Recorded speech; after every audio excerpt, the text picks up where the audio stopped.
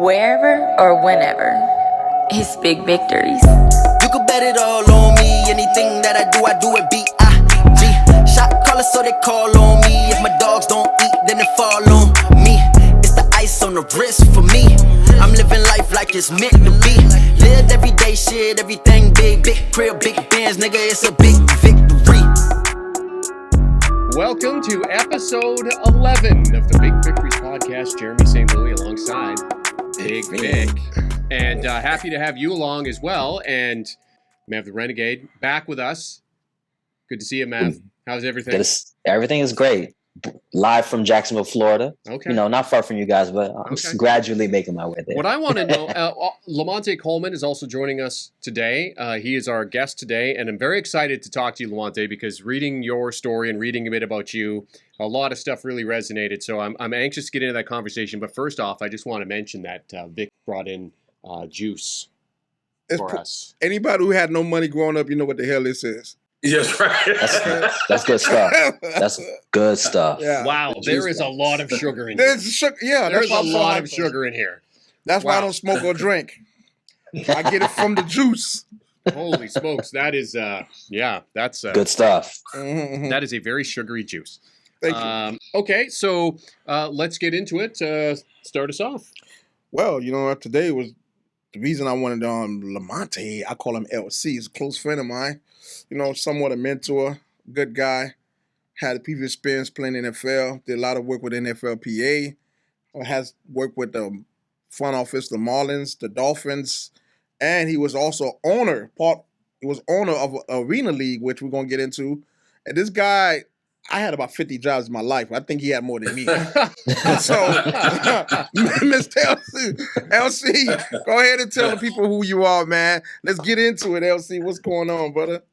Hey, we know Jeremy, Vic, man, thank you for allowing me to be on the show. I'm excited. It's only taken 11. Wow, low blows. You know? I can tell Mama I made it. You know? Low blows. But no, thank you. I'm here. I'm in Parkland, Florida, and my weather is it's about to storm down here. It's been raining every day, and but you know what? That's where we live. We live in South Florida, but grew up in Pittsburgh, Pennsylvania, by way of Columbus, Ohio, where I met my wife and started my family with my two kids, Kenny and Christopher.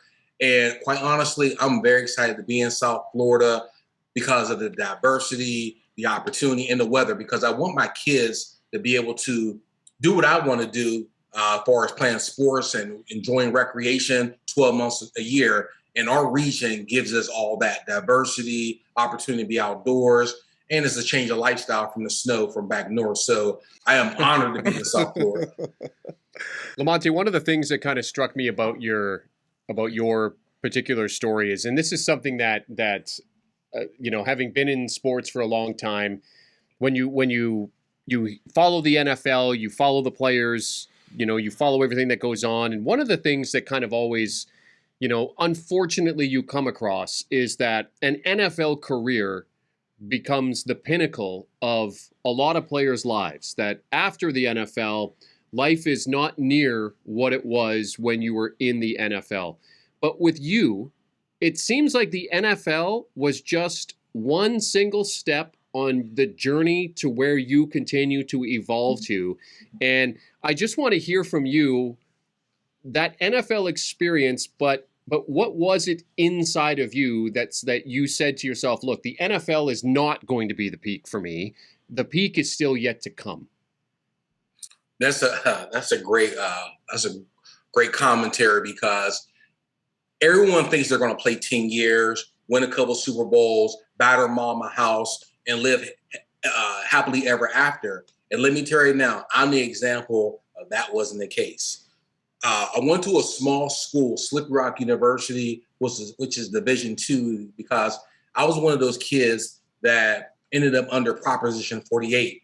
And for our listeners out there, that's the Proposition 48 under the NCAA, is where back in 89, 90, where if I didn't reach the equivalency of a 700 on an SAT Stanley Kaplan test or an 18 on the ACT, then you are not qualified to earn a scholarship at an accredited program. So I ended up having to sit out And I ended up going to Slippery Rock. All the Division I offers ran away because I wasn't eligible. And then I decided to take the long way to the league. And so I ended up going to Slippery Rock under Dr. George Mahalik, ripped up the record books, got a call from the Steelers, was on a practice squad my first year. We made it to Super Bowl 30. And basically, when you're sitting behind, going into my second year behind Jerome Bettis, who's in Canton, and all these other guys who were in front of me, honestly, it was very nerve-wracking because you're like, am I good enough? Am I good enough to be on this team? But then after 2 years, I decided to, actually they were going to sign me, and I made one of the dumbest mistakes of my I want to career. stop there because that story is very important for the athlete that's coming up. There's a backstory to that. When you hear this, Matt, I want you to listen carefully. Mm-hmm. What happened in training camp and what advice did you get and what advice you didn't get? Great. So in training camp, honestly, you think you know it all, but when you get there, you don't know it all. And so going into my second year, I was the second fastest back on paper. I did pretty well the previous year. And when Tom Donahoe, our GM, called me in to sign me, I told him that I want to take my chances in the free agency. Wow. Say that again, man. This is my favorite thing. Say it again when we actually make a point. I want people to understand what he's actually saying. They want to re-sign him, a team that was guaranteed for him to be on the team. He decided to say, I'm going to take my talent, not to South Beach, but to free agency. That's a bold decision. And when I did that, he looked across from me and goes, you put a lot of work in here. We like you. We're going to sign you back.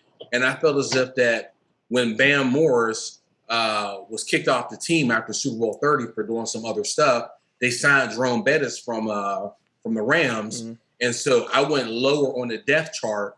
So I started doing the math, and I said, you know what? I'm probably going to sit again. I wasn't looking at the longevity. I was thinking about instant gratification. I want to play right now in Pittsburgh where I grew up. And I made one of the worst sports decisions of my entire life. And he asked me 3 times, am I sure? And I said, yes. And I never saw the inside of an NFL locker room again. I got to laugh. I know you're not going to be mad at me because we're good friends, but God dang it, that's a dumbass decision. But you know what? Well, hang on a second. Yeah. The economics of the game were different at that time. In today's game, there is more of a chance. You probably have in today's game a 50-50 shot, even if you're on the practice squad, of getting onto the field at some point because of the fact that the game is just the way that it is now. But back then, I mean, I can understand you're making a business decision. The bus is in front of you. Bettis was a workhorse back. I mean, he was not a guy who's, 2 downs and out. He was a 3-down back. So I can understand. Yes. I can understand at that time, and that's what the game. Jeremy, don't let LC's a super smart guy. I get it. Do not let him off this decision because I've been pounding him on that decision. Okay, so do not give him a way out. All right, he's one of the smartest gentlemen I ever met. Because there's somebody in the line right now I want to introduce you to as well. LC, we have Mrs. Kara Boyd. She's from the National Black Farm Association, and then she has another group. She's gonna tell you more about herself because there's a lot of stuff she's doing, and what you have done in the past and still doing, and what everybody in this chat is doing right now. She's a very important part of it. Miss Kara Boyd. Yes, I'm here. Have you been listening to LC decision making? I have, and I'm probably one of those people that kind of go for it sometimes too. And why are you encouraging them? Hindsight is 20/20, and but I always say if the numbers don't work, we won't work. Good. Right. Damn, LC, I got our number. Yeah, and the thing is, everybody wants to be a pro. Everybody wants to, like you said, the instant gratification. I want it now, and unfortunately, I'm a farmer and I don't get it now. And sometimes the numbers don't work in my favor, and we, have a substantial loss. So I understand gambling. Yeah, literally. I feel like we Mr. Coleman wanted to take a bet on himself, but what I want to know and get a little bit deeper is what was the thought process behind you wanted to take that to yourself? You had calculated that risk. What led you to want to take that bet on yourself? Yeah, thanks, Mav. That calculated risk was I started playing a numbers game, and because of the previous year, I knew that there were other there was a movement in the AFC North or Central at the time where there were different running backs that got hurt. They were going. It took them a long time for them to get back, and they were going to miss the start of the season. So I started shuffling different running backs on the deck and go, you know what? Since the teams that I had scrimmage and had exhibition games, we flew to Japan, and I had a decent showing with the San Diego Chargers going against Junior Seau. So I was like, you know what, man, if they hear Coleman is available, then I'll get snatched off the waiver wire. And then I waited and waited and waited. And so it was a calculated risk that I wish I could change. But what it did do, it led me to believe that maybe my only way out is education, because I didn't take education seriously. Mm-hmm. I really look. I was a prop kid. Went to JUCO, played baseball for 2 semesters, went back to Slippery Rock, and had a chance to go to Pitt, where my buddy Curtis Martin was running things down at University of Pittsburgh. And I definitely didn't want to wait behind a perennial first or second rounder. So I called Slippery Rock and asked them to have me come back. And they say, you're going to have to sit. I don't have any scholarship money for you until you show you can actually do your thing. But it was, so one of the things, and I didn't have a lot of guidance. I didn't have mom and dad saying, hey, that's a good decision. I didn't really have people in my inner sanctum saying, LC, that's a bad job, because that's a bad decision, because if it fails, how are you going to pay for your condo? How are you going to pay for your car? And honestly, I got into a situation where, because money wasn't coming in, some of my creature comforts got taken away from me. One of the things that I really like about your particular story, LaMonte, is that,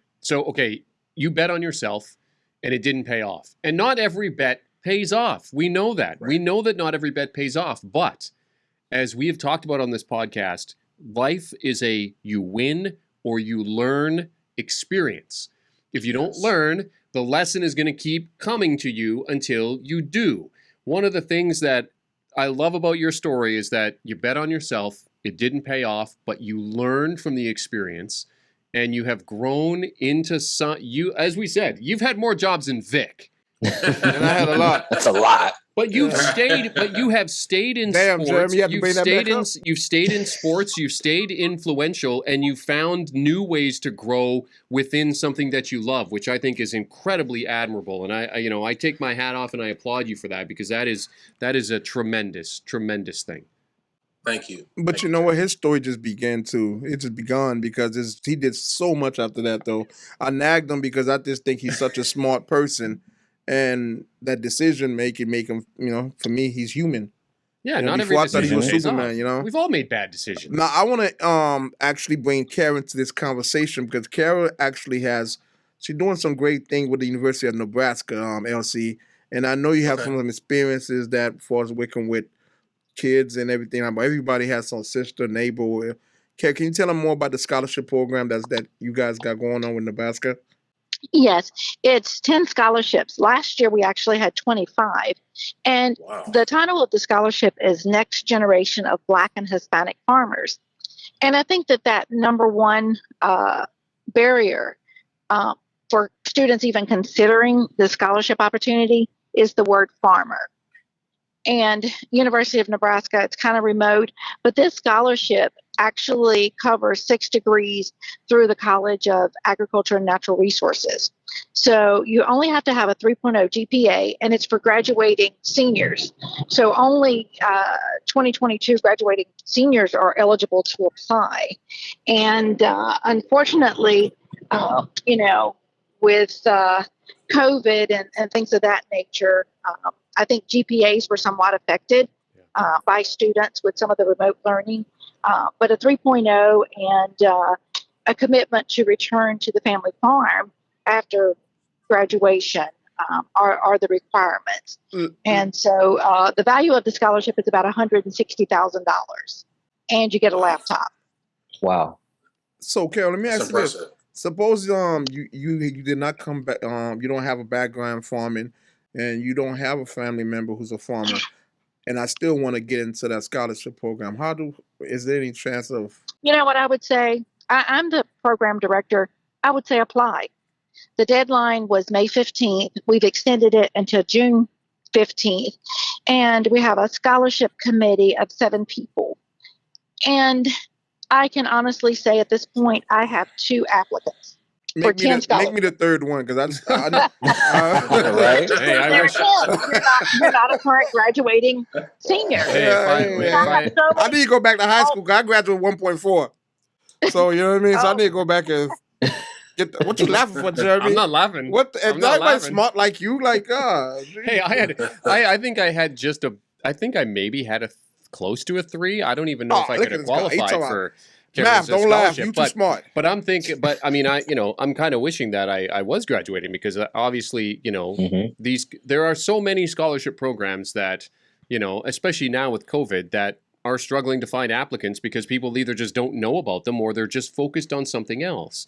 And so this is great that, like Kara, that you've come on and let us know that, I mean, you've basically looking for 8 people that want a scholarship that gets you, into farming and exactly what obviously with the way that things are going right now with food shortages and everything else. I mean, this is going to become a sector that's in demand. Hey, I would like to have that link. I would love that. Not to cut you off. I would love to have that link, because when I had my team in agricultural Marion, Ohio, I mean, that is the epicenter of their economy is farming, subsistence farming. So if any way I can have that link to send it back home to our commissioners and the fair board, hopefully it's not too late for applicants to enter into that scholarship program. It's not. And the link is available on our website, blackfarmers.org, and I'll make sure Victor gets it over to you. And, one of the challenges that we have is people understanding entry points into the agriculture industry. And so with the agribusiness, you're talking banking and finance. You're talking about Wall Street, commodities. You're talking about even a pre-law focus. And UNL has a 3+3 where you can do your first 3 years of undergrad, and your 4th year goes towards 1 year of your law degree. Wow. And we're talking fully funded for 4 years. And even animal science is a pathway to be a veterinarian, or you can even be a medical doctor. Wow. And there's, So, I mean, it talks about strategy. And I heard you say, growing up when you were making some of these decisions that you didn't have, parents or others in your corner saying, hey, this is a good way. Here's a strategy. You could graduate debt free and go on to get your master's somewhere else. And the majority of Black and Hispanic farmers, aren't full-time farmers. They may have jobs that they're doing elsewhere. Love it. That's amazing. No, that's a phenomenon. And Kara, I love that you bring up the entry points, because when people, when you say to someone, certainly to a young person, like farming, they're not thinking necessarily of the diverse entry points into the agriculture sector. Right. They're not thinking agronomy, soil science, a horticulture person who's growing medical cannabis. Yes. They're not thinking plant science. They're not thinking food science, all these different ways. I know that UNL even has a companion animal and equine therapy program. I mean, there's so many ways that individuals could come and get these skill sets and bring them back into the communities. Wow. And their school of business, one young lady was 18, went there, and within 3 years was operating her own vineyard. LC, Yes. there's another story that, not story, just more part of your life that I want you to actually get on the air for our listeners and people who are going to be watching us. How did you go from saying that, what you wasn't the best in school to what you're doing today? And how did you end up with being on the Dolphin front office, working with these guys, and actually owning your own professional football team, which is the Arena League? And Kara, you could definitely join into, because I know both of y'all business owners and minority, and Kara is also a native. So she want to share some ideas with how we can actually help those people as well. So, Of course. I think, just like anything in life, when one door opens, you got to find another way to reinvent yourself. And so since I knew that the NFL athlete a part of my life was over, I ended up going back to school. My wife was a big supporter in me going back to school. I went to Ohio State University, got my education degree, and then went on to Ohio University and got my master's degree because I had this entrepreneurial spirit that I wanted to own something and I wanted to help people and impact the economy. So I started out with a flag football team, got sponsorships, and then my vision was too big for flag football. So I got into the indoor arena game. In my first team, I was a general manager for the Marion Mayhem out of Marion, Ohio. Their front office and infrastructure was dilapidated. They didn't have a really good, strong business. Hey, what's that plan. word again? What's the word? Let me look at my dictionary. Dilapidated. Dilapidated. Yeah. That don't sound like a 1.4 GPA grade. That's why you have a 1.4 GPA. Yeah. I just had to go back to it. SAT word. Yeah, it's a T word. Right. Right. Have you So, opened a dictionary before? No, I did when I had a thesaurus. Oh, thesaurus. So still, you got to know what those words mean. No, somebody told me. Somebody told me. That's half the battle. Yeah. Damn you, math. But continue. Oh man. So and I saw that sometimes you learn what not to do. I was a middle child and I had a brother and sister older than me, and I had two sisters younger than me. And sometimes being that middle child or being that person that naturally just sees what not to do, they're like, okay, I'm not going to repeat that. So I end up creating a business plan, understanding what a business plan was, created the Marion Blue Racers, and basically started to build up the infrastructure. So I built the infrastructure, but I realized that one of the things that different teams were doing before me is that they were only focused on ticket sales.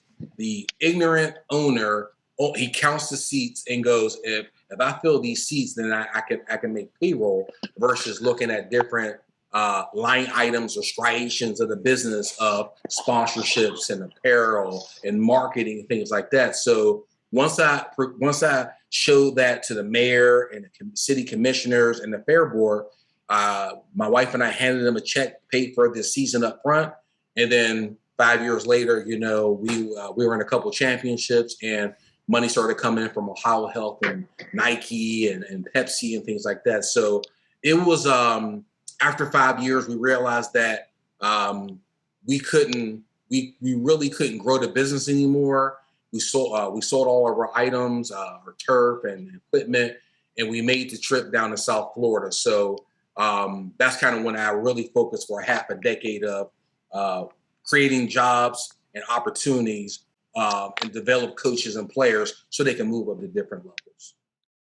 You're listening to the Big Victories podcast.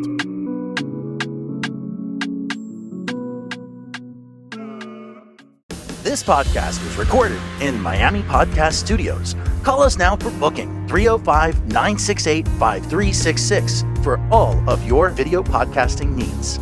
305-968-5366. Welcome back to the Big Victory podcast, for real. I have a question. I'm so intrigued. So, LaMonte, question for you. From the point where you made the decision going back to where you wanted to explore your free agency, up until now, you come into, being a general manager of an Arena Football League team. I just see like you have this perspective of looking at the big picture. Where does that come from for you? It's about your circle, I think, because the first person who really supported my vision, he didn't give me any money, but his name was big enough to open up doors. And my junior year, Ohio State has a ring ceremony for juniors and seniors before they graduate. And the person that spearheads that ring ceremony is two-time Heisman Trophy winner Archie Griffin. So after the event, my wife was there. She had my daughter Kennedy.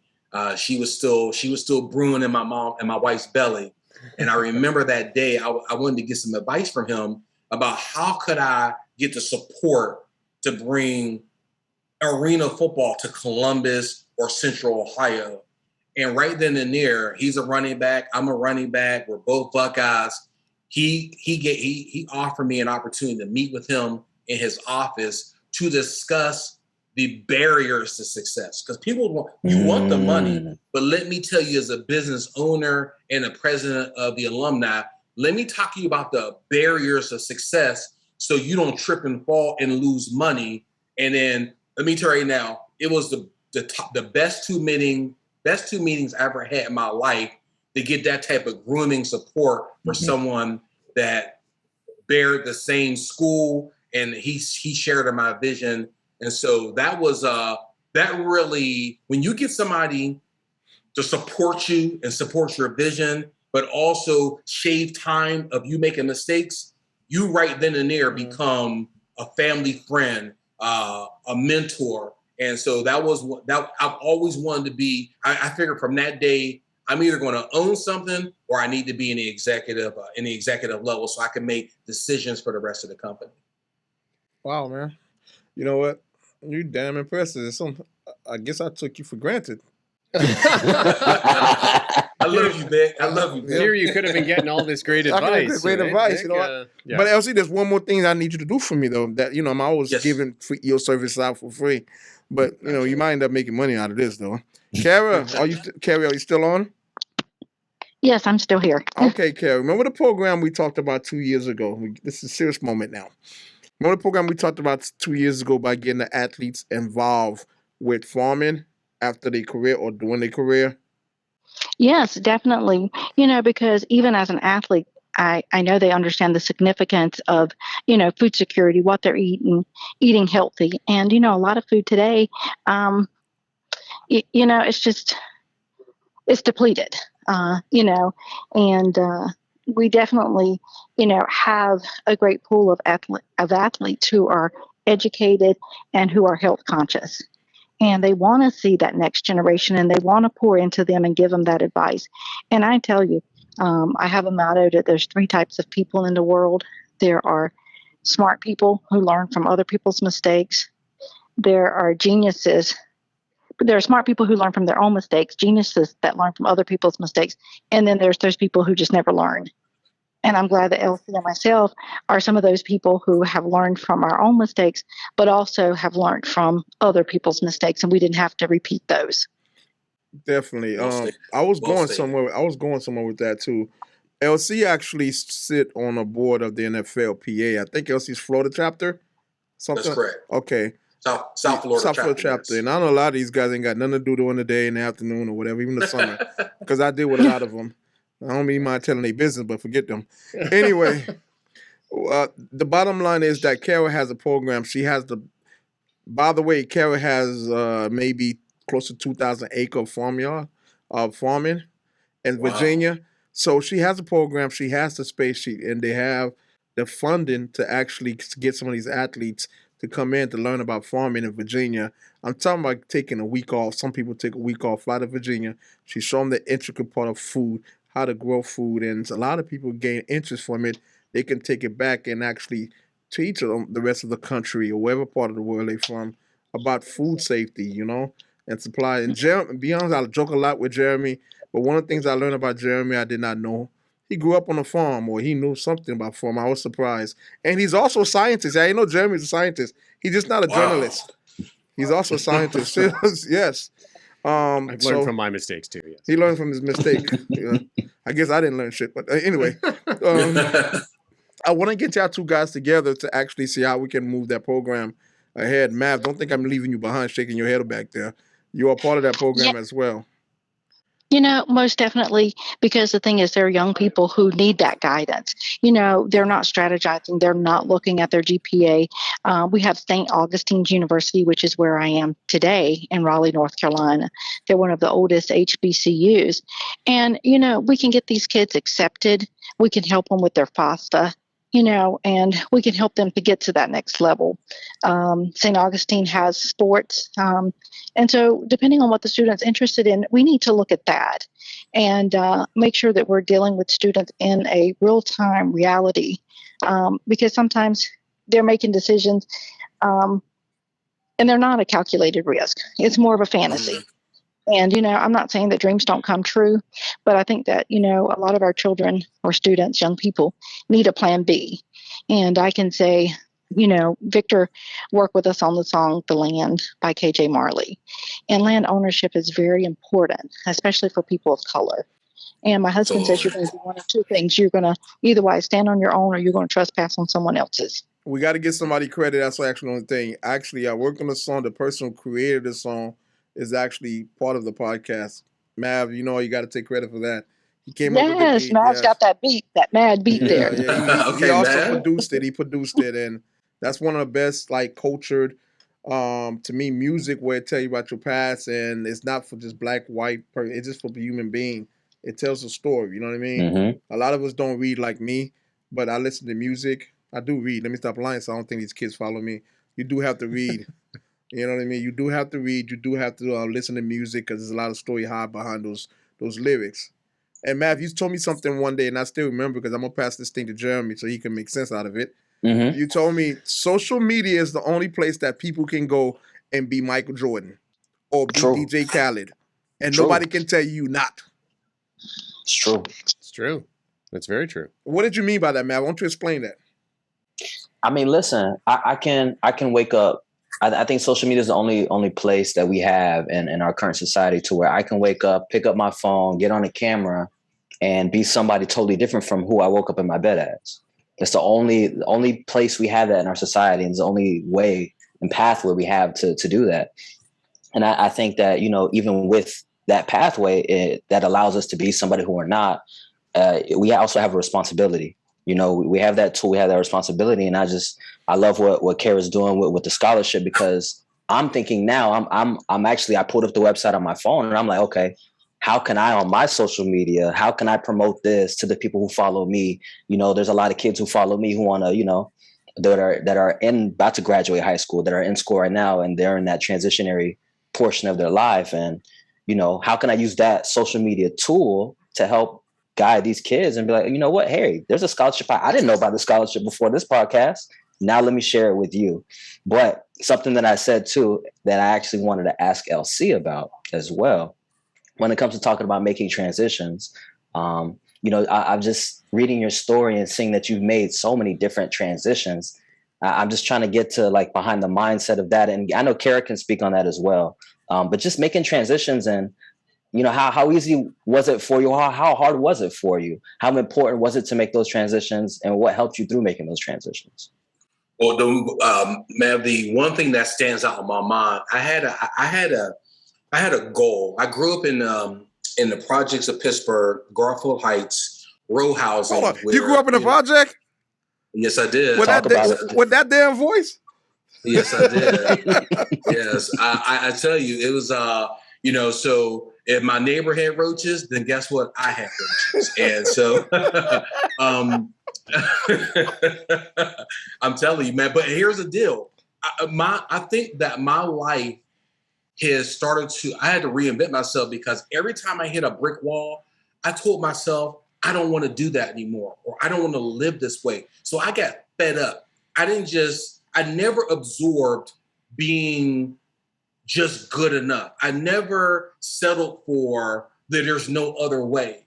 It's like I've had so many roadblocks in my life to where I personally, physically, spiritually was fed up of how my road seemed like it was going to end up like other people. And it's easy to get it. Like I said, you have to change your circle. If you don't change your circle, you can't change your mindset. You cannot do it. And so going into making these changes, one of the things I had to do when I got to the Dolphins, because no matter what my resume looked like, I had to start at the bottom. I was a bottom feeder. And don't say that. Don't say that. And that word means something else. Yeah. But go ahead. So I started entry level. Okay, thank you. Bottom feeder means something else. Yeah. And look, before I made it upstairs with the Dolphins organization as a guest experience administrator, that was like four promotions away. I started out as a as a usher in the 72 club at Hard Rock Stadium for Mr. Ross, meaning that I had to put on a certain outfit and basically make sure that individuals did not enter into the 72 club VIP area. And that's basically holding up a post. And my wife was like, you are a CEO, you are a president, you are a general manager. Are you sure you want to do that? So I said, honey, if it takes for me for one season to humble myself so someone can catch me doing something good, I'm going to do it. And it paid off to where next I was a gate supervisor, then I was an usher supervisor, then I was an administrator, and then I got upstairs and was working under the vice president for all VIP services, Bill Galante, who's still there. And so what I would tell young people is that when somebody tells you no, you just find another way. Because sometimes God doesn't tell you no. Sometimes he just says, not yet. And so when he says not yet, you just continue to meander and find a way and latch yourself on to Mav or Jeremy or Big Vic and find people who are like-minded and are doing way better than you, because I feel as if that if you're in a room with 10 millionaires and you have no money, you have no other choice but to learn from them, and you'll be able to pay your bills at the end of that session. That's how I kind of look at the world. Wherever or whenever, it's Big Victory.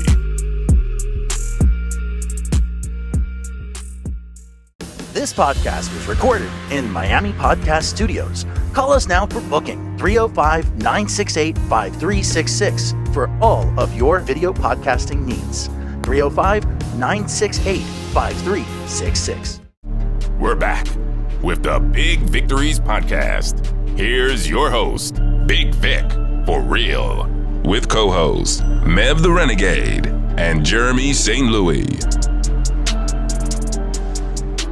Kara, how many roadblocks did you run into or have you run into? Well, I can say many, many, many. In fact, right now, one of the things we're working on is debt relief for farmers of color, and it was actually blocked and hasn't been able to go forward. And so I, too, am a PK, project kid. My grandparents lived in the project. My father was murdered when I was 5. Wow. I shouldn't have graduated high school, but I did because we have more than the Native Americans have more than the 50% high school dropout rate. And going on, I went to the Air Force and I stayed 35 days. I'm an entry-level separation. I don't have a dishonorable discharge, but I came home because I thought I was missing something, and found that everything was still the same. And then, went civil service. I went to work for the federal government. And then, after that, it just seemed like it was one thing after the next, and I really wasn't getting to the level that I really felt that I was called.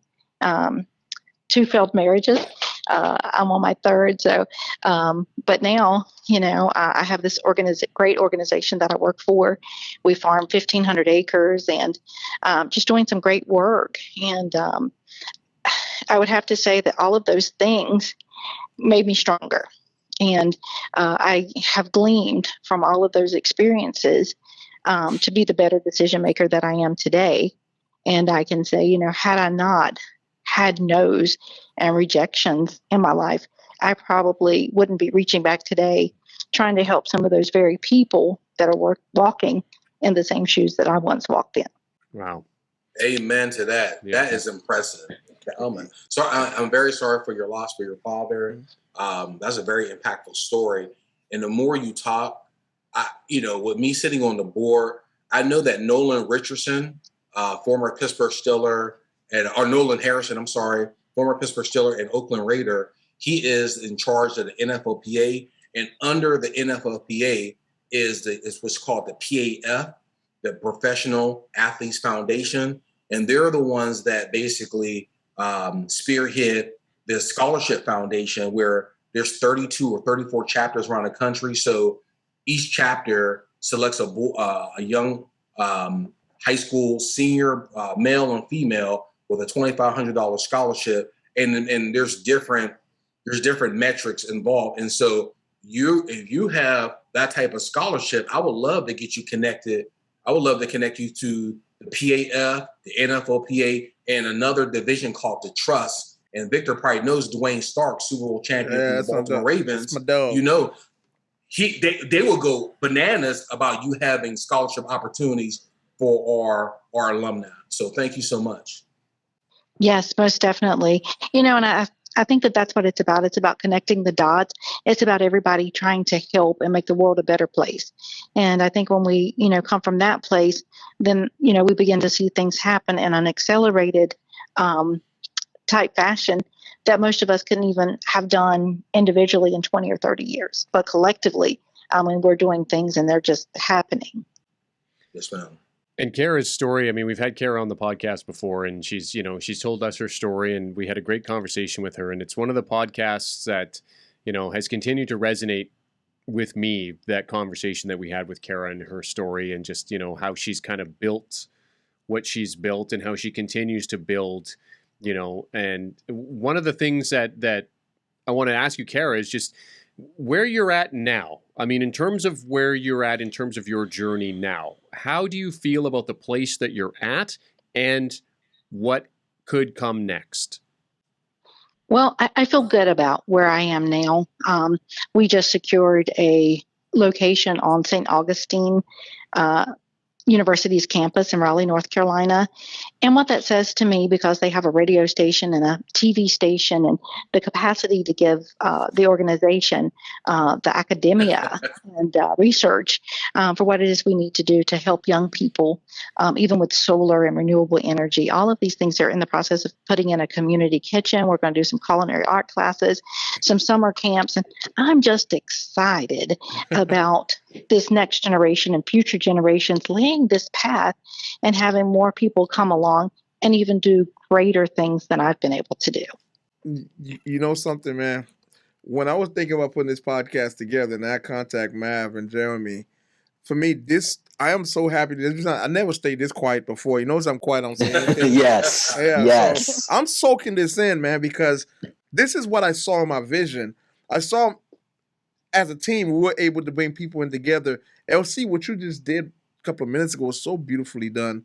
You know what I mean? I know I nag you a lot. When you connect the dot for Carol for some of the things that you have in your back pocket, like Mav did, and Jeremy West, she just mentioned St. Augustine College and talking about the TV station, this and that, and then you one of the best ever to do it. And I'm like pointing like this at you because you coming on the seminar seeing Mr. Jeremy St. Louis for a kid who never seen beside Billy and Jack and the Pimp and the Robbers. That's like, geez, babe, that's like the baby Jesus, you know what I mean?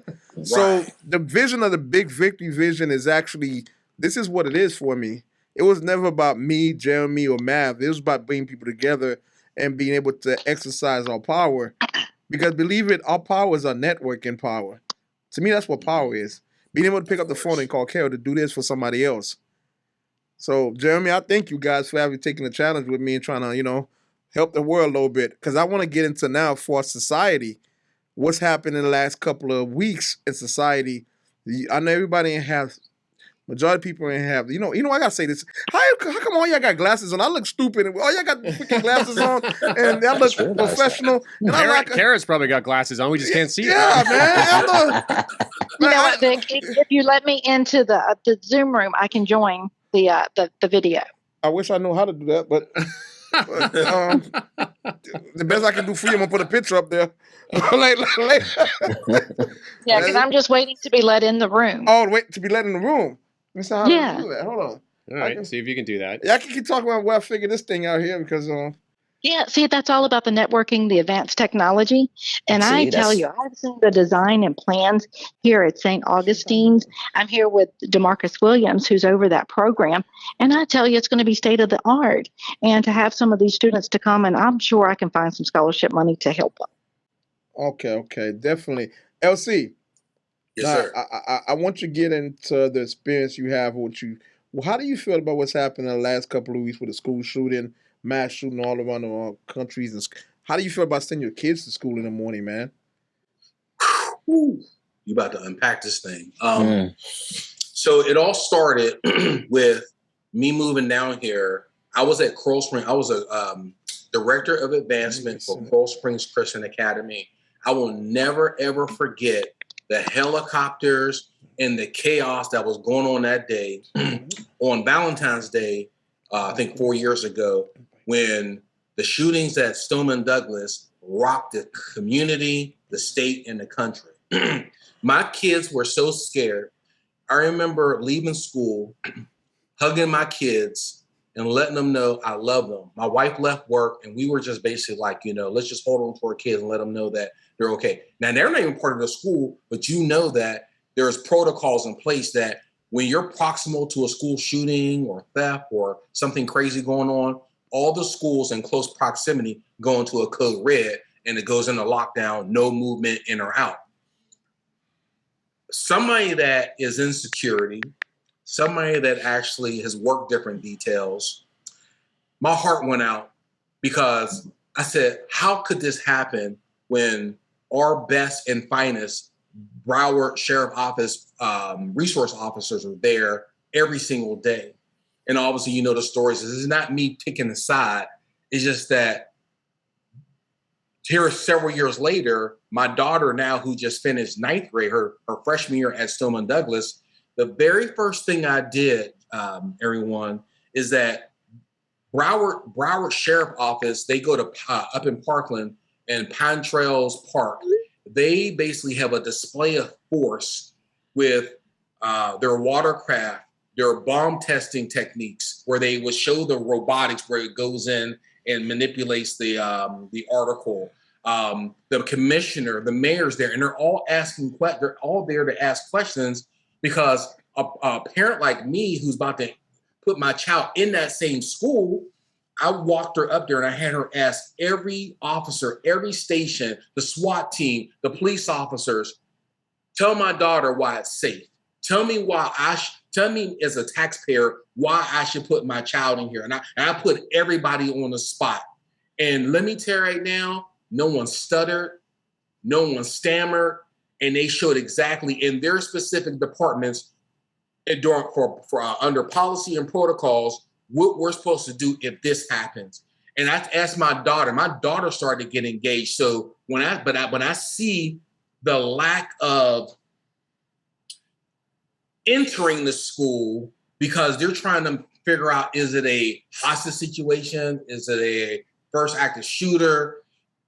I'm mad right now, guys. And I'm telling you why I'm mad, because for moms and dads, 120 pounds soaking wet at 5'2" that can jump over the fence, enter the school, grab not one, but two of their babies and get out.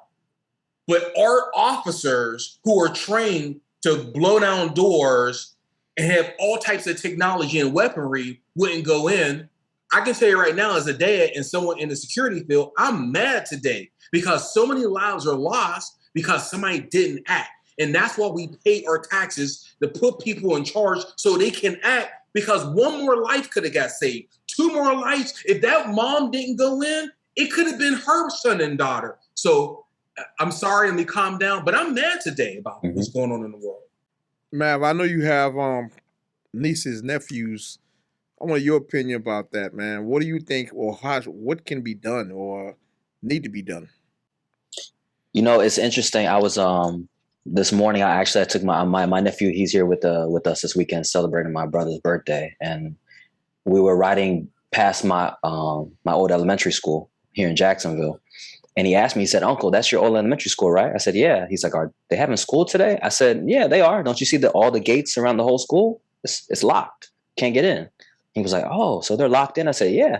I said, "Grayson, those gates weren't there when I went to school. We didn't need those when I went to school." Right. Like, there's literally a perimeter around the entire school. No one gets in, no one gets out.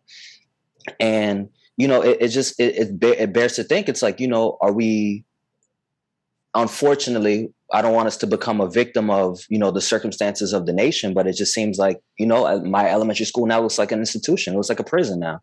You know what I mean? And I know that's there for, the effective safety of the kids, but it's like, man, like, is this what we've resorted to?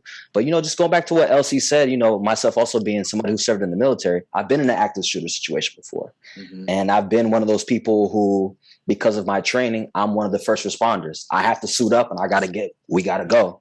And for me, being in that situation, you know, trained, doing drills time and time again, when it really happens, it's all that goes aside. So for me to see those officers stand by, it strikes a personal chord in my heart, because I know that when that really happened to me, I was ready to go.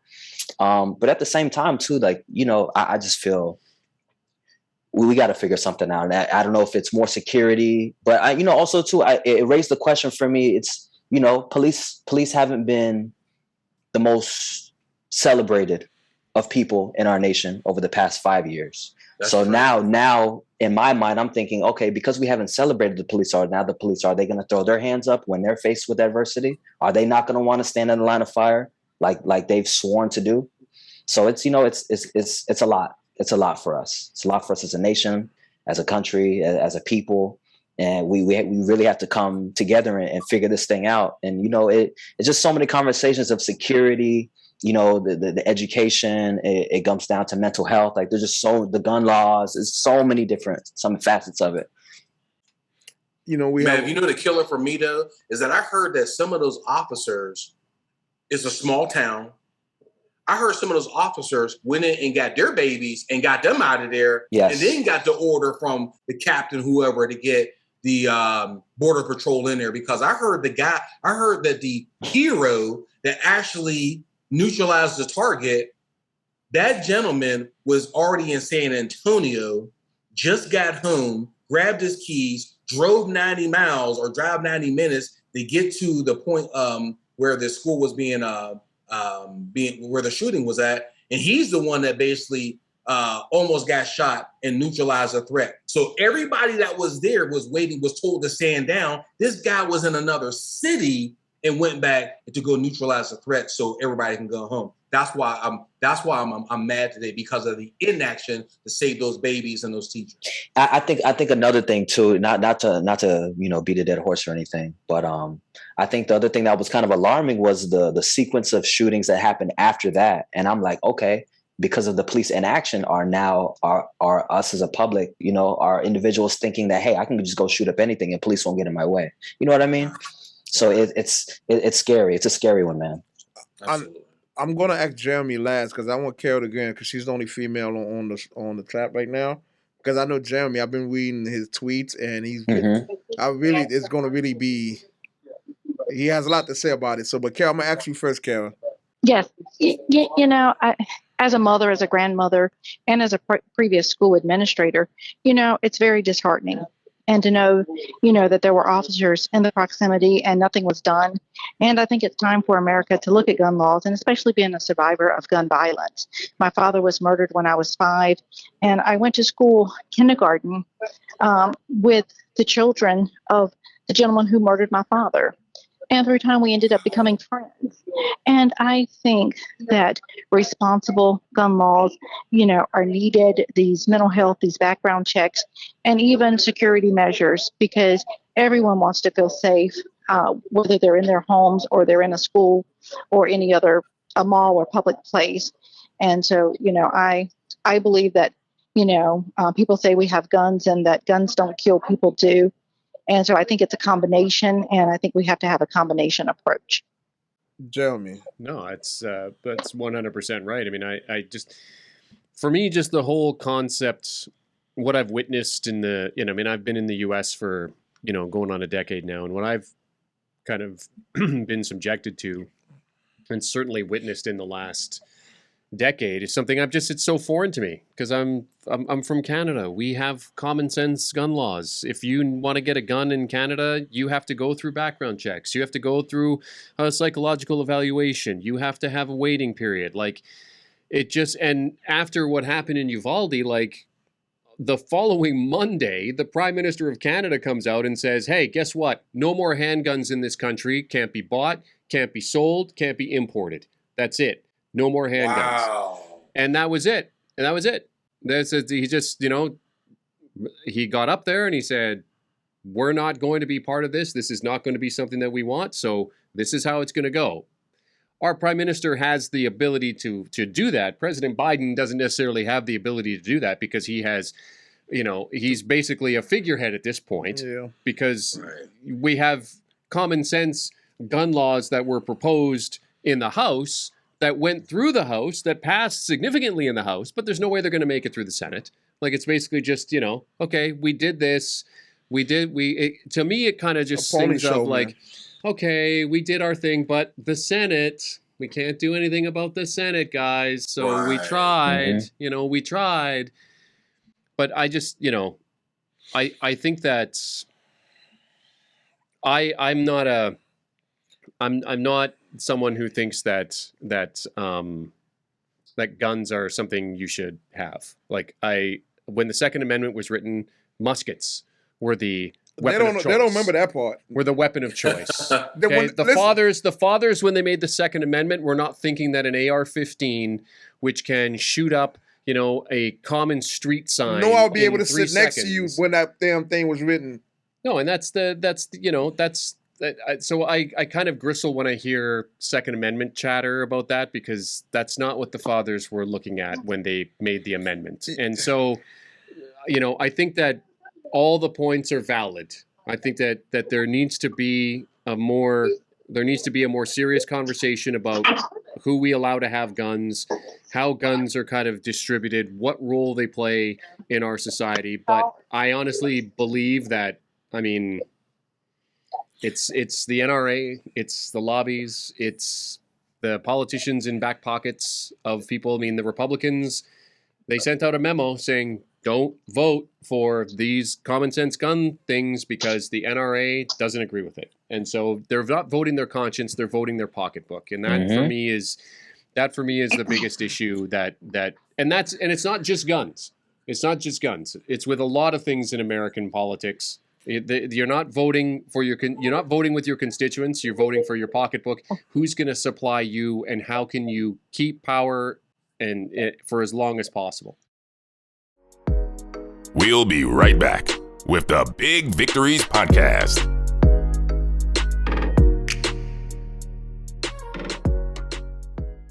This podcast was recorded in Miami Podcast Studios. Call us now for booking 305-968-5366 for all of your video podcasting needs. 305-968-5366. The Big Victories podcast, hosted by Big Vic, with co-hosts Mev the Renegade and Jeremy St. Louis. Every morning that I wake up, say a prayer and thing to make up for the guy actually gave his order on what day was the shooting? On what day it failed them? I think it was a Tuesday or something. It was on Tuesday. On Thursday, on the next Tuesday or Thursday, he was supposed to be sworn in for city commissioner. So you tell me this guy got a raise when 18 kids, how many kids just passed on his clock? You know what I mean? Right. He got a raise. So to me, all that went into his decision making. Man, if I send these guys in, a police officer gets shot and killed, how's it gonna look? How's it gonna look at my city commission meeting? There's no way in hell anybody should be doing 50 years in Congress. What the hell you gonna learn in 50 years, man? It's got to be a minimum term. You got people who's there like 60 years, man. True. Yeah, you got to turn that thing over. But you know what though? That is why the education system is so important. That is why you need to have an educated and well-informed populace, so that the generations that come, the generations that appear, can make the right decisions and have a sense of what is good, not just for themselves, but for everybody else. And I think that is a lot of what's missing. People are looking out for number one. They're not looking out for the people around them, right? There are pockets where you have, your neighborhood. Yeah, sure, you knew all your neighbors and stuff, but somebody in the subdivision on the other side, like, what about them? Like, it's kind of there. I think that there needs to be, certainly in the United States, a more global view of things. That it takes something really bad to happen for us to come together. That's what it used to be. Now, something really bad happens, we all come together, and then we all splinter back apart, because it's like, what's going to have to change? And I saw somebody say that if your first response to a massacre is "don't take my guns away" versus being upset and how can we prevent this from happening again, that's That's a moral Yeah, issue. more, yeah. That's a moral issue, and I think that I think it says a lot. It says a lot about what's happening right now, in this country. And you know what kills me, man? When I sit there and I see the politicians talking about my wife and I send out prayer. I love God and just as much as anybody, but excuse my language, but F your prayers at this point. Like, dude, if you go back down the list of politicians or anybody significant power, LC, you'll see the same damn message. Tom, what's the dude idiot name? The senator from Texas. He kills me, man. What's his name? Ted Cruz. Oh my God, Ted Cruz. He don't remember that damn. Hey, listen, that tweet is on so repeat. He like my wife Irene, and I remember his damn wife's name. My wife and I send our prayer to the family and the community. Bro, you got this like you got this thing written down for a month straight with 6 different episodes.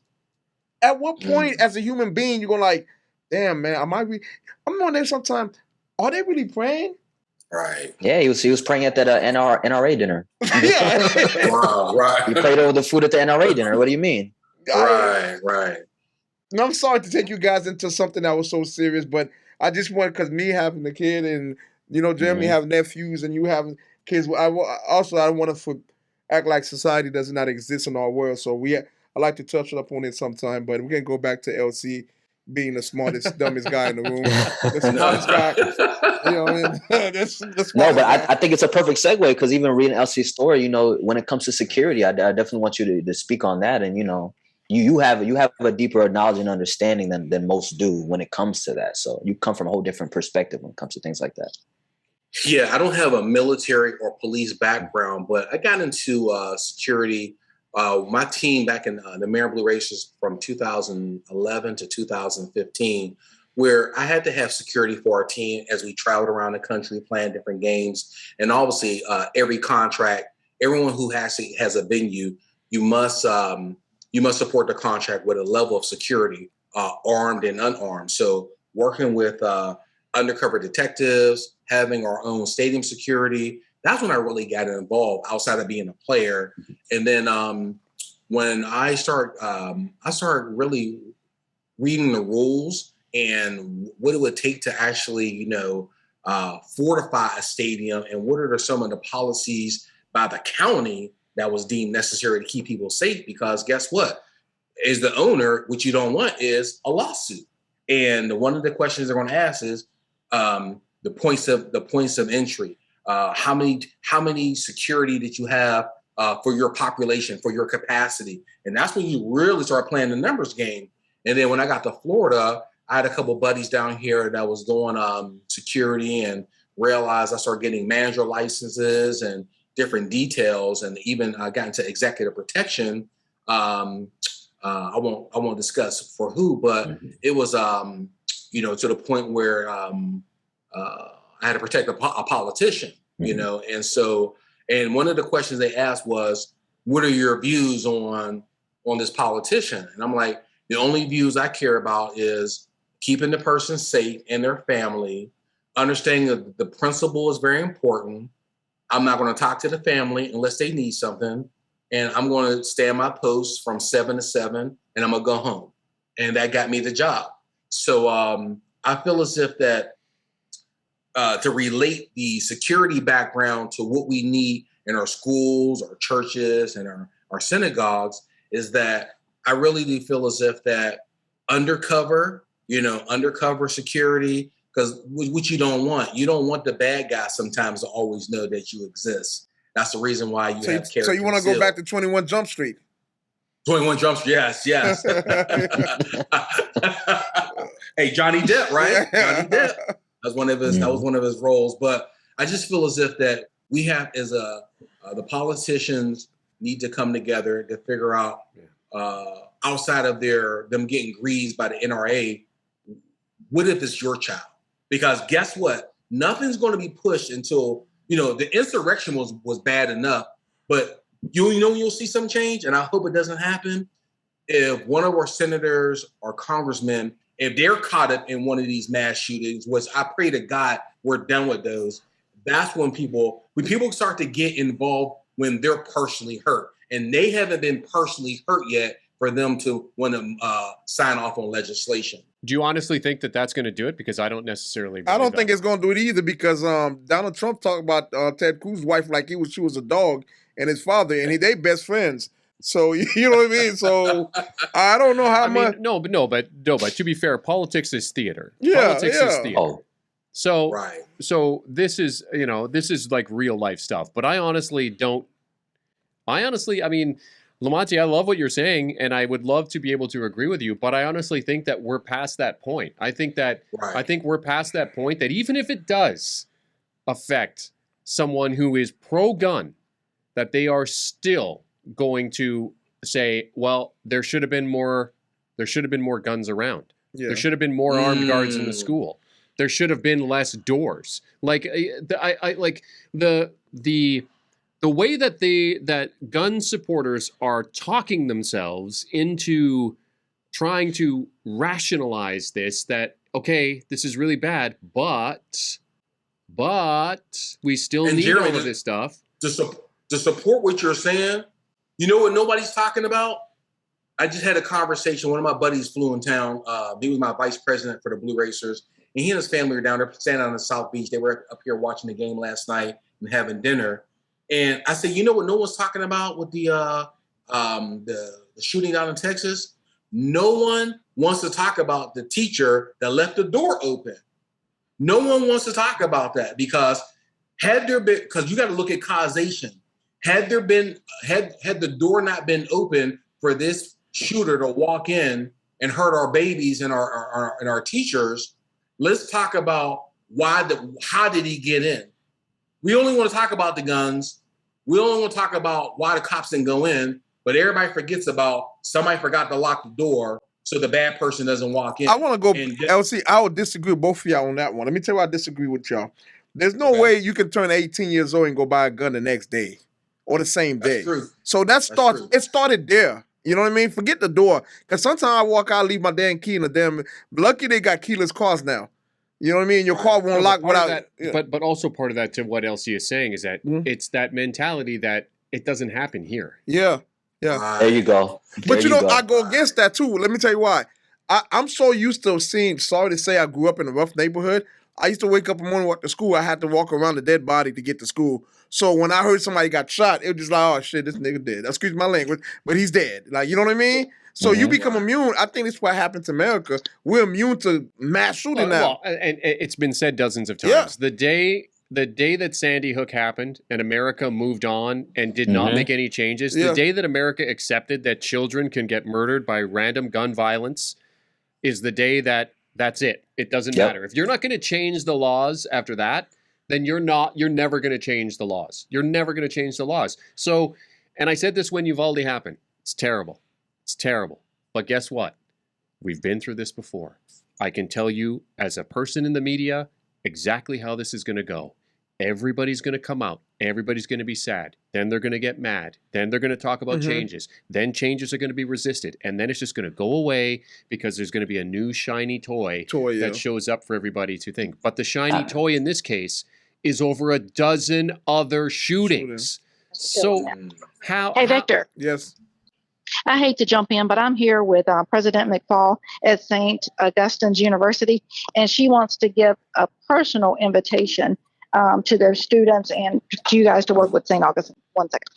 Oh, man. Hello, how are you? Hello, how are you? How are you doing this today in the Big Victory podcast? You are live, so let me change my voice back. How you doing, ma'am? Good afternoon. We're talking to you from the St. Augustine's University in Raleigh, North Carolina. How are you today? And this is Christine Johnson McPhail, the president of St. Augustine's University.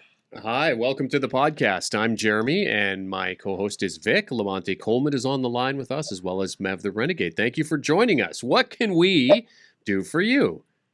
Well, you can give a shout out for the opportunities to hold summer camps, attend college at an HBCU for your listeners. We have a wonderful university here in Raleigh, North Carolina, and we're inviting folks to bring academic enrichment activities to our university. We have residence halls, we have Y'all in 20 trouble. academic programs, all of the academic enrichment experiences that you would delight in introducing your listeners to. And one of the things that we're pushing during the summer and in afternoons and the weekend is to continue enrichment activities for students who may need that exposure to a higher education. And so we want to just let you know that we're here. We're available to share some information, and We'll do one better, ma'am. I'm gonna do one better. Our next episode next week, Thursday, you gotta make time for you and your staff member to actually join us at the Big Victory podcast and discuss the university. I will have some of these guys back on, and mind you, I have several professional leading in the career, such as Jeremy St. Louis, who's an expert in broadcasting. So let's try. I'm always giving people service out for a better good, a greater good. So we would love to actually get Jeremy to actually do a little seminar where the students can see him and maybe get him on a seminar to say a couple of words to the kids. And LaMonte Coleman, who's an expert in HR, ex-NFL player, definitely can get involved with you guys, have a lot of connection. And also my other co-host, Mav, the Renegade, he's a super producer, music producer, and a great gentleman. And I just sit back and watch them work because I'm a nobody. Well, I'm going to connect us and the invitation accepted to join you next Thursday. We're going to be excited about the opportunity. Appreciate that. Thank you for Excellent. Thank you for coming on with us. You guys have a great weekend. And like I said, that's what these students need. They need help filing that FAFSA. They need help with those college applications. They need to do, come tour the campuses, see what it's like, spend a few days here so they don't get homesick when they go away to college and want to leave. So thank you guys for this opportunity and have a great weekend. Thank you. Thank you. You too. Thank you. So, LC, getting back to you, since the woman is off the line, I can get I had certain things I didn't want to ask And you. she's phenomenal. Oh, that was phenomenal. She's guys. brilliant, That man. was She's brilliant. She's brilliant. Wow. LC, Yes, sir. how are you with the ladies, man, before getting married? You know your wife ain't going to watch this. I'm just joking. Don't say nothing. I'm just joking. Don't say nothing. I don't want to get you. No, but to that point, I did want to ask you this question, LC. I wanted you to tell us what kind of a role your wife has played in getting you to where you are, because you've mentioned it, that people need guidance. They need that support. They need someone that's going to believe in them. So you mentioned that your wife has been very supportive of you when you were making these changes, in kind of elevating yourself, continuing on that path. So just expand on that a little bit for us. What has she meant to your journey? Well, thank you. Her name is Siobhan. My wife is, I met her in March 2000. I was just getting out of a crazy relationship. Actually, I was engaged and that didn't work out. And I kind of messed up another relationship. And so basically I met Siobhan. She was a second-year med student at the University of Pittsburgh. And I met her. It was on a blind date. One of my teammates, and she said, hey, I think I met somebody for you. We ended up meeting at a Starbucks in Pittsburgh, Pennsylvania. Didn't hit it off or walked her home. Starbucks. And and then basically she became, I wasn't really, she was in her books and I wanted to go kick it. I wanted to go to the club. I wanted to go have fun, but she grounded me, man. And I was like, I don't want to be grounded, but some guy would, look, I wanted to go have fun, but God will send you the woman that you're supposed to have all day. So later on, as I was trying to get this indoor football out, I played for Johnny Unitas up in Wilkes-Barre, Scranton. I was up in Rochester. I was down in VA, and she let me get all that out, get it out. And then I realized that one day you just realize that enough's enough. And then we just got married. And she was like, if you're ready to go back to school, that's great. And because she worked for Ohio State University, I was able to get in for half the cost. I finished my degree, but she never pushed me. She didn't hound me. She guided me. She mentored me. And basically, her not nagging me was the sign saying that, look, she is at the top of her field. and I'm still trying to find out how to finish school. And as a man, I knew that I had to bridge the gap. I knew that I had to be able to support my family. And she basically just said, hey, whatever you want to take up, I'm going to support you. I'm going to be there for you. And so 2 degrees later, she was at both my graduations. And that's when different opportunities different career opportunities start coming up. But I owe her a lot because she was a big driving force in the homework, technology, and just being that person to use her soft skills to get me into the School of Education. So I love her for it.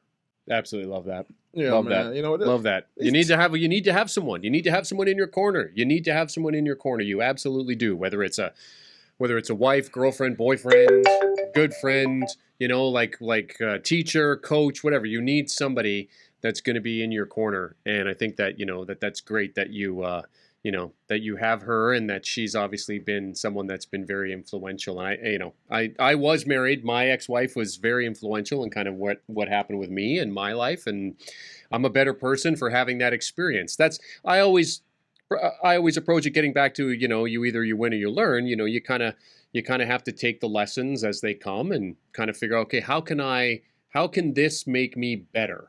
How can I turn this into something that's going to benefit me in the long run? And I think that that's a hard lesson for people to learn. And I think people get so wrapped up in their own that they don't necessarily realize that or have that kind of, you know, I don't want to call it an epiphany, but certainly that kind of switch that goes off, that you can take something negative and turn it into a positive. Lemons into lemonade. Oh, wow. That's I love lemonade. Hey, Mav, I have a question for lemonade. you, man. Mav, I have a question for you. You know, when are you going to be in the studio, man? I got actually face to face. When will I be in the studio? Yeah. Matter of fact, what's today? Thursday. I will be in the studio on Saturday when I get to Miami. Okay, good. Because, you know, we got a photo shoot to do you. It's because of you we haven't done the photo shoot yet. I had to put you on the air on blast. Listen, I will be there. I'm in Florida. I made it this far. I made it across the country. Now I just got to make it down south. Okay. Right. Hey, Mav, when you come to Miami, I want you to do me a big favor. Yes, sir. You see those beautiful T-shirts that Jeremy and Vic is wearing? Yes. I've been asking to buy it, to sell it, to create it. I want a Big Vic T-shirt so bad, I'm screaming. You hear me? So maybe you can put a good word in for me. I got you. I got you. Oh, God. I've only had my shirt for like a month. Say that again. Okay. I mean, I had to do like a month of podcasts just to get a shirt. Like that. You earned it. You earned it, Jeremy. You definitely earned it. Where the all this coming from, man? It's finally like, oh, hang on. Hey, Jeremy. But Jeremy, you know what? shirt. That's funny because Anthony, who created my shirts, who had the shirts, he's sending me 12 shirts with different colors for you, and I have his stuff in my trunk. For me. See? I don't need 12 shirts. No, you need 12. You need 12. Right. You need 12. No, you need 12. Right. But all seriousness, though, I'm gonna say this, man. I think it's gonna be a day because I don't think you guys stay far from each other. There's gonna be a day that I want to LC probably one of the best guy on the barbecue, on the grill. So LC, Bring him out, Vic. I have not met barbecued meat that I've not enjoyed. So. Okay, well, so we get LC. We got to get a big victory cast over to your house and. Invited. Yeah. Absolutely, Vic. You know, Vic, look, let me tell you now, and Vic knows this, and we won't go into any names, but Vic is one person that I met that my wife loves, my kid.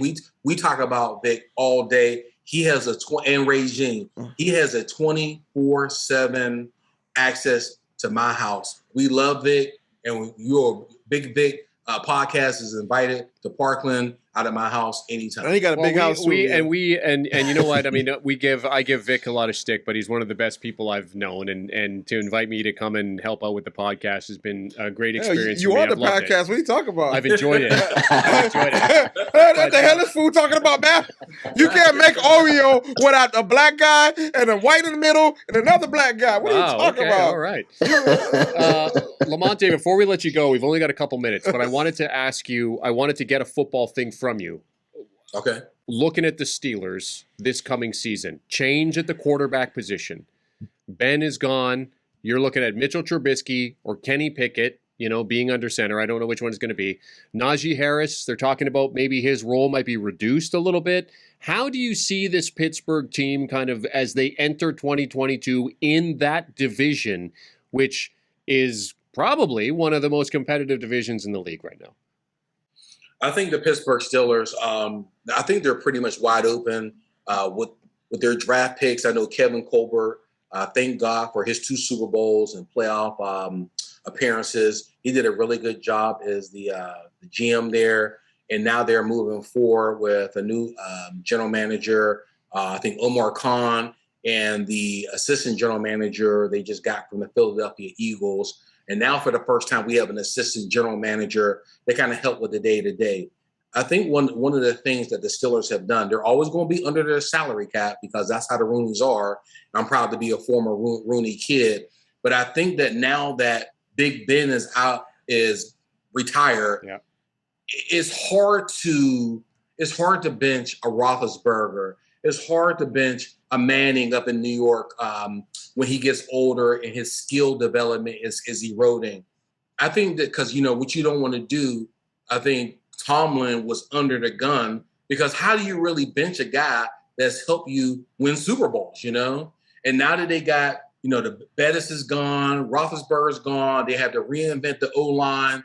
I think that the opportunity for the Steelers to meet and compete in the AFC North is on a rise because that was the elephant in the room. And Roethlisberger, his reads were slow. Yeah. The wide receivers were not. There was a young wide receiver core, and I think they got frustrated from what I heard that Ben's skills were eroding. So now we don't have that. We have a new exciting quarterback in Pickett. Trubisky's going to bring a veteran leadership, and the defense is getting more solid now that they have an inside linebacker that to get the Pittsburgh Steelers back into the hard-nosed downhill. Oh my God, bro! Like you damn, the Dolphins gonna beat y'all. Stop that nonsense, man. Hey, I know, but guess what? The Dolphins gonna beat y'all. We're going to be healthy. We're going to be young, and I think that we're going to compete in the AFC North. It's certainly going to be a tough fight in that division. Cleveland Browns and Cincinnati Bengals, the Baltimore Ravens, and the Pittsburgh Steelers. It's going to be a very, very tough division this year. We're all waiting to see what goes on with the Browns. Of course, the Deshaun Watson situation. Had a joke about that. Let me stop. What we don't know what's going to happen there. They're saying anywhere from 6 games to I've even heard maybe even a season, but we were waiting to kind of hear about that. And then of course what happens with Baker. Seattle's in the mix. Baker gone. Seattle's in the mix with Baker Mayfield. So I mean it's going to be interesting to see what Carolina apparently are interested in Baker, but they just haven't been able to meet the asking price. But that division is going to be very, very tough. But a changing of the guard with the Steelers, certainly on offense. Juju's gone, so you've got new wide receiver blood in there. Deontay Johnson. I love Kenny Pickett. He was one of my favorite quarters in the draft as a pure passer. I think that is a steal getting Kenny Pickett, and I think when the Steelers drafted him, I thought this is the perfect fit for Kenny Pickett. Hey, you're a homer too. In that What's offense. You supposed to be kissing a dolphin. What the heck is going on? Man? What? I don't believe in Tua check down Vailoa? Oh, I gotta go. Hey, the show is finished. We've out of time. Like, this is upsetting. This is LaMonte, it's been great having you on the Big Victories podcast. Yes. It's great talking to you, and it's great to meet you. Guys. And I hope we get the chance to talk to you again. And certainly, I mean, are going to take you up on that invitation. Oh, we there. You got it. Mav, when are you going to be in town again? When are you going to be in town again, Mav? Yo, you just let me know the date. I will make it for that.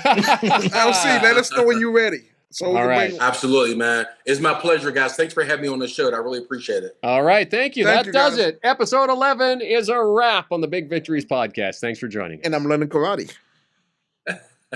Push hard, big body, bimmer.